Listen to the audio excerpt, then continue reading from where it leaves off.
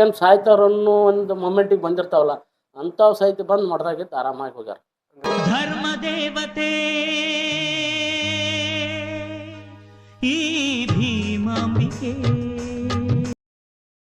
ನಾಲ್ಕಶೇರ ತಗೋಬೇಕು, ದುಡ್ಡು ತೊಗೊಳಂಗಿಲ್ಲ. ದುಡ್ಡು ತೊಗೊಂಡ್ರೆ ಬಿಡು ಶ್ರೀಮಂತರು ಬರ್ತಾರೆ ಈಗ ಮಠಕ್ಕೆ ಜಗ್ ಬಂದು.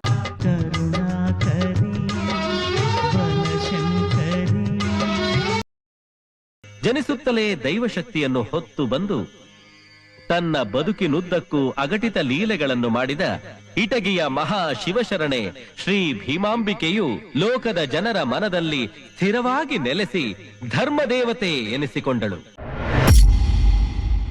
ಬಡಾನಪ್ಪ ಅಂತೇಳಿ ಅವನು ಕರ್ಕೊಂಡು ಹೋಗಿ ಆ ಗಡ್ಡಿ ತೋರಿಸಿ ಆ ಗಡ್ಡಿನ ಕೊಡಕ್ಕೆ ಹೇಳಿದವ್ರ ಮಂಟಲ್. ಮತ್ತೆ ನಾವು ಆಡ್ ತೊಗೊಂತೀವಿ ಈಡ್ ತೊಗೊಂತೀವಿ ಎಲ್ಲ ಡಿಮಾಂಡ್ ಮಾಡಿ ತೊಗೋಬೋದು. ಆದ್ರೆ ಹಂಗೆಲ್ಲ ಅಮ್ಮ ಹೇಳಿದ್ದೇನೆ, ಒಂದು ಪಡಿ ಜೋಳ ಒಂದು ಹಿಡಿ ಹೆಚ್ಚಂಗಿಲ್ಲ, ಹಿಡಿ ಕಮ್ಮಿ ಆಗಂಗಿಲ್ಲ. ನಾಲ್ಕ ಸೇರ ತೊಗೋಬೇಕು, ದುಡ್ಡು ತೊಗೊಳಂಗಿಲ್ಲ. ದುಡ್ಡು ತೊಗೊಂಡ್ರೆ ಬಿಡು ಶ್ರೀಮಂತರು ಬರ್ತಾರೆ ಈಗ ಮಠಕ್ಕೆ ಜಗ್ ಬಂದು. ಅವರು 1 ಲಕ್ಷ ಕೊಡ್ಬೋದು ಆರಾಮಾಗೈತಿ ಅಂತೇಳಿ. ಹಂಗಿಲ್ಲದ ಅಮ್ಮ ಹೇಳಿದ್ದೇನು ಒಂದ ಪಡಿ. ಒಂದು ಪಡಿಗೆ ಹೆಚ್ಚಾಗಂಗಿಲ್ಲ, ಒಂದು ಮುಟ್ಟಿಗಿನೂ ಹೆಚ್ಚಾಗಂಗಿಲ್ಲ, ಮುಟ್ಟಿಗೆ ಕಮ್ಮಿ ಆಗಂಗಿಲ್ಲ. ಮತ್ತೆ ಅದು ಒಂದೈತಲ್ಲ ಅಮ್ಮಂದು ಹೆಂಗಂದ್ರೆ ಅಕ್ಕಿ ಇಷ್ಟು ಕೊಡ್ರಿ ಅಷ್ಟು ಕೊಡ್ರಿ ಹಂಗೆಲ್ಲ. ಹಿಡಿ ಕೊಟ್ಟವ ಧರ್ಮ, ಪಡಿ ಕೊಟ್ಟವ ಪರಮ. ಪರಮ ಅಂದ್ರೆ ದೊಡ್ಡ ತನಕ ಹುಚ್ಚು. ಅದೀಗ ಹೆಂಗ ಅಂದ್ರೆ ಈಗ ಒಂದು ನಿದರ್ಶನ ಒಂದು ಏನಪ್ಪ ಅಂದ್ರೆ ಪ್ರತಿ ವರ್ಷ ಮಳಿಗಾರ ಮನೆಯಿಂದ ಇದು ಬರ್ತೈತಿ ಬರಿ ಬನ್ನ. ಅವ್ರದ್ದು ಆಗಿನ ಕಾಲಕ್ಕೆ ಮಳಿಗಾರದ 70 ಎಕರೆ ಜಮೀನು. 70 ಎಕರೆ ಜಮೀನಾದ್ರೂ ಒಪ್ಪತ್ತಿ ಕೂಡಿದ್ದಿಲ್ಲ ಅಂತ. ಅದೇನ್ರಿ ಹೆಂಗಂದ್ರೆ ಮಳಿ ಆಗ್ತಿತ್ತು, ಬೆಳಿ ಬರ್ತಿದ್ದಿಲ್ಲ.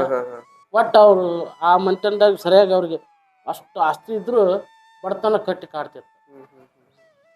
ಅವರು ಏನು ಮಾಡಿದ್ರು, ಇಬ್ರು ಗಂಡ ಹೆಂಡತಿ ಇಷ್ಟೆಲ್ಲ ತ್ರಾಸು ಇಟ್ಕೊಂಡು ಯಾಕೆ ಅನುಭವಿಸ್ಬೇಕು ನೋಡಿಲ್ಲ. ಹೆಂಗಂದ್ರೆ ಏನು ಬಿಸು ಕಲ್ಯಾಣ ಹಿಟ್ಟಿರ್ತಲ್ಲ, ಯಾರು ಬೀಸ್ ಹೋಗಿರ್ತಿದ್ರಲ್ಲ ಆ ಹಿಟ್ಟು ತಗೊಂಡು ಅವ್ರು ಗಂಜಿ ಮಾಡ್ಕೊಂಡು ಉಣ್ಬೇಕು. ಅಷ್ಟು ಮಂದಿ ಮಕ್ಕಳು ಮರಿ ಅದು ಅಷ್ಟು ಆಸ್ತಿ ಇದ್ರು. ಅಂಥ ಪರಿಸ್ಥಿತಿ ಒಳಗೆ ಆ ಮನೆ ಯಜಮಾನಿ ಏನು ಮಾಡಿದ, ದಿನ ಹಿಂಗೆ ಮಾಡಿ ಯಾಕೆ ಇಷ್ಟೆಲ್ಲ ತ್ರಾಸ ಕೊಡ್ಬೇಕು.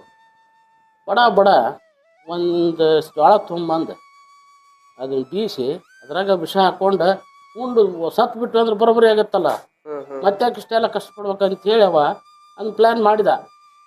ಮಾಡಿ ಏನು ಮಾಡಿದ, ಜೋಳನೂ ತಂದ, ಬೀಸಿದ್ರು, ವಿಷನೂ ತೊಗೊಂಬಂದ, ಹೆಂಡತಿ ಕೈಯಾಗೂ ಕೊಟ್ಟ. ಆಕೆ ಏನು ಮಾಡಿದ್ಲು, ಅಡುಗೆ ಮಾಡಿದ್ಲು. ಆ ಚೀಟ್ನ ನಾಗೊಂದಿಗಟ್ಲ ಟಿಕಟ್ ಹಾಕಕ್ಕೆ ಬರ್ತಂತ ಹೇಳಿ ಇಟ್ಟ ಮ್ಯಾಗ ಇದೆಲ್ಲ ನಡೀತು. ಊಟನೂ ಮಾಡಿದ್ರು. ಊಟ ಮಾಡಿ ನೀ ಸತ್ಯ ನಾ ಸತ್ಯನ ಯಾರು ಸತ್ಯ ಇಲ್ಲ. ಅದು ವಿಷನ ಹಾಕಿಲ್ಲ, ಮ್ಯಾಗ ಇಟ್ರ ಅದು ಸಾಯ್ಬೇಕು ಯಾವಾಗ ಇಲ್ಲ. ಮತ್ತೆ ಹಾಕಿ ಇಲ್ಲಿ ನೋಡಂತ ಅಂದ್ಮ್ಯಾಗ ನೋಡಿದ್ದು ಹಾಕಿ ಇಲ್ಲ. ಏನು ಇನ್ನೂ 1 ವಾರ ಆಗ್ತಿತ್ತು ಜೋಳ, ಇದನ್ನ ಮಾಡಿಟ್ಟಿ. ಅದು ಬೆಳೆದಿಂಗಳ ಅಂತಂದ್ರೆ ಮಾಡಿ ಕೂಡಿ ಮಳೆ ಜಗ್ಗಾಗ್ಬಿಡ್ತಂತ. ಸಾಕಷ್ಟು ಮಳೆ ಆಯ್ತು. ಮಳೆ ಆದ್ರೆ ಏನು ನಮ್ಮ ಬೆಳೆ ಬರ್ತಾವೆ ಅಂತ ಅವ ಲಕ್ಷ ಮಾಡಿದ. ಅಂದ ಇಲ್ಲ ಅಮ್ಮನರ ಕೇಳಿ ಬರ್ನು ಆಯ್ತಾ ಹೋಗಿ ಬಾ ಅಂತ ಮಠಕ್ಕೆ ಬಂದ. ಅಮ್ಮ ಸದರ್ನೆ ಗೆದ್ದು ಬಂದು, ಅಮ್ಮ ಎಷ್ಟು ಇದನ್ನ ಮಾಡಿದ್ರು ಏನೂ ಆಗವಲ್ಲ ನನಗೆ. ಅಲ್ಲೇ ಸದರ್ನಾಗ ಏನೈತಿ ನೋಡೋಗ್ಲೇ ಅಂದ. ಸದರ್ನಾಗ ಅಂದ್ರೆ ಧರ್ಮರಾಯನ ಗುಡಿಗೆ ಸದರ್ ಅಂತಿದ್ಲಕ್ಕೆ ಅಮ್ಮ.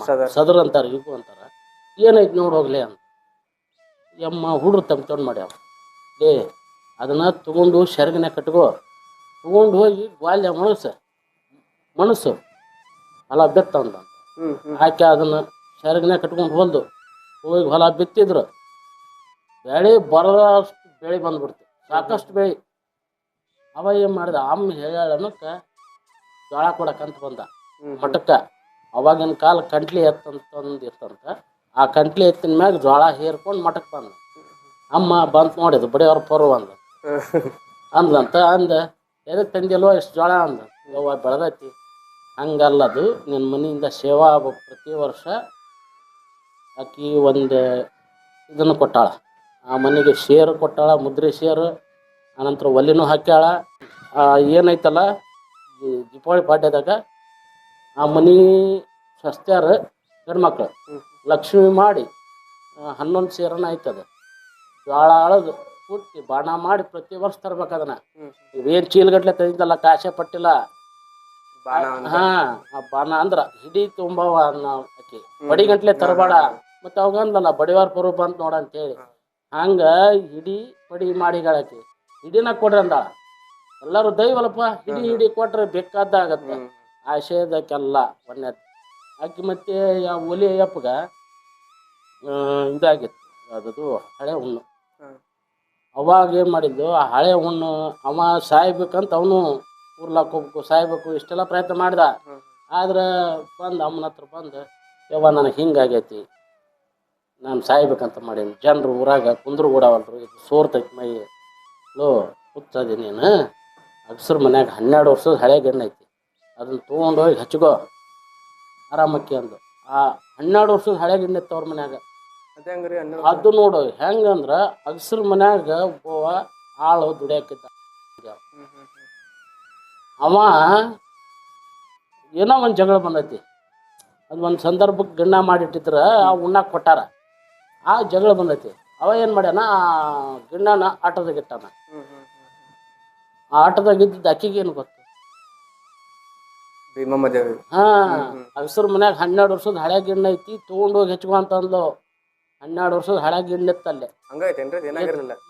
ಇತ್ತಲ್ಲ ಅದು ಅವಾಗ. ಮತ್ತೆ ಆಕಿ ಆದಿಶಕ್ತಿ ಅವತಾರ ಅಂದಾಗ ಆಕಿಗೆ ಎಲ್ಲೆಲ್ಲಿ ಏನೈತಿ ಅನ್ನೋದು ಗೊತ್ತಿಲ್ಲ, ವನಸ್ಪತಿನ ಒಟ್ಟು ಗೊತ್ತೈತಿ ಅಂದಾಗ ಅವ್ರ ಮನ್ಯಾಗ ಇತ್ತದು ಅಂತ ತೊಗೊಂಬಂದು ಹಚ್ಕೊಂಡ್ರೆ ಆಗಿನ ಕಾಲಕ್ಕೆ ದೊಡ್ಡ ಶ್ರೀಮಂತರ ಅವರು. ಬೆಳ್ಳಿ ಬಂಗಾರ ಸಾಕಷ್ಟು ಇತ್ತು ಅವ್ರ ಮನ್ಯಾಗ. ಅವ ಏನಂದ ಬಂದು ಆರಾಮಾದ್ಮ್ಯಾಗ ಯಮ್ಮ ನಿಮ್ಗೆ ಇದು ಧರ್ಮರಾಯಿಗ ಒಂದು ಮಂಚ ಮಾಡಿಸ್ಕೊಡ್ತೀನಿ ಬೆಳ್ಳಿದಂತ.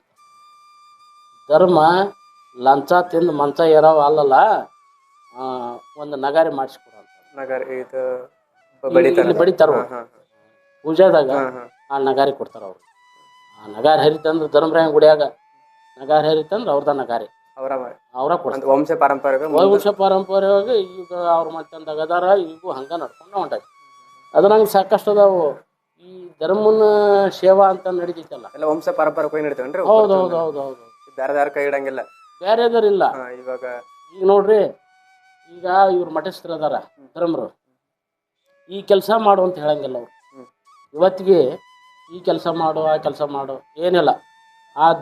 ಏನು ಕೆಲಸ ನಡೀತೈತಲ್ಲ ತೇರಿಂದ ಅಲ್ಲಿ ಯಾವುದೋ ಅಲ್ಲಿ ಉತ್ಸವ ನಡೀತೈತಲ್ಲ, ಆಯಾ ಸಮಾಜದವ್ರು ಬರ್ತಾರೆ. ಬೋವಿಯವ್ರಿಗೇನು ಇದನ್ನ ಹಾಕಿ ಕೊಟ್ಟಾಳಲ್ಲ ಗಡ್ಡಿ ಕೊಡಾಕ, ಅವ್ರ ಮಂದಿನ ಇದನ್ನ ಹೊರಬೇಕು ಪಾಲ್ಕಿನ, ಅವ್ರನ್ನ ಬಿಟ್ಟು ಬೇರೆದವ್ರಿಲ್ಲ. ತೇರು ಕಟ್ಟು ಮಂದಿ ತೇರು ಕಟ್ಟಬೇಕು. ಇದನ್ನ ತರಾರ ದಿವಟಿಗೆ ಇದ್ರ ಮುಂದೆ ಹಿಡಿತಾರಲ್ಲ ತೇರಿನ ಮುಂದೆ, ಆ ದಿವಟಿಗೆ ಹಿಡಿಯೋರು ಈಗಿನ ಕಾಲದಾಗ ಒಂದು ಪವಾಡ ಆಗೈತಿ. ಏನಂದ್ರೆ 2 ವರ್ಷ ಆಯ್ತು, 2 ರಿಂದ 3 ವರ್ಷದಿಂದ ಒಬ್ಬ ಒಂದು ಗಾಣಿಗೆರ ಪಕ್ಕಿ ಅವ್ರ ಮನ್ಯಾಗ ದಿವಟಿಗೆ ಇತ್ತು ಐತಿ. ಈಗೂ ಕಂಪ್ನಿಯವ್ರ ಮನೆ ಅಂತಾರೆ ಅದಕ್ಕೆ. ಆ ಮನ್ಯಾಗ ಇದ್ದು ಅವ ಏನು ಮಾಡ್ತಾನ, ನೌಕರಿ ಬೆಂಗಳೂರಾಗ ಅದಾನ, ಒಂದು ಕಂಪ್ನಿ ಇದು ಇದ್ದವ. ಅವ ಅವ್ರ ಅಪ್ಪವ್ರ ಹಿಂದೆ ಹಿಡ್ಕೊಂತ ಬರ್ತಿದ್ರು. ಅವ್ರ ಸಮಾಜದವ್ರು ಹೇಳಿದ್ರು ಅವ್ರ ಮಂದಿ, ನೋಡಪ್ಪ ನಿಮ್ಮ ಅಪ್ಪ ತಿಳ್ಕೊಂಡ್ರ ನೀ ಹಿಡಿ ಮ್ಯಾಗ ಅಂತ. ನಾನೊಬ್ಬ ಕಂಪ್ನಿ CEO ಹೋಗಿ ಮೈಗೆ ಎಣ್ಣೆ ಹಚ್ಕೊಲ್ಲನ, ಅದೆಲ್ಲ ನನ್ಗೆ ಆಗೋದಿಲ್ಲ ಅಂತ 2 ವರ್ಷ ಬಿಟ್ರ ಅದನ್ನ ಡ್ಯೂಟಿಗೆ ಅಲ್ಲೇ ಉಳಿತದ, ಯಾರು ಮುಟ್ಲಿಲ್ಲ. ಹಳ್ಳಿ ಏನು ಆ ಮಾತು ಅಂದಿದ್ನಲ್ಲ 1 ವರ್ಷ ಚಲೋ ಇದ್ದ. ಈಗ ಅದನ್ನ ಕೇಳಿದವ್ರು ಅದಾರ, ಹೇಳಿದವ್ರು ಅದಾರ, ವಕೀಲ್ರು ಅಂತೇಳಿ ಅವ್ರು ಸಜ್ಜನ್ರು ವಕೀಲ್ರು ಅಂತೇಳಿ ಅವ್ರ ಸಂಬಂಧಿಕರು ಅವ್ರು. ಹಂಗೆ ಮಾಡಬೇಡ, ಹಿಡಿಬೇಕಾಗತ್ತ ಹಿಡಿ ಅಂತ. 1 ವರ್ಷ ಚಲೋ ಇದ್ದ. ಅದೇನಾಗತ್ತ ನಾವು ಅಲ್ಲಿ ಅಂತಂದು ಅಂದರೂ ಕೂಡ 1 ವರ್ಷ ಚಲೋ ಇತ್ತು. ಇಕ್ಕಟ್ಟು 2ನೇ ವರ್ಷ ಕಂಪ್ನಿಯವ್ರ ಕೆಲಸ ತೆಗೆದ್ರು, ಕೆಲಸ ಹೋತು.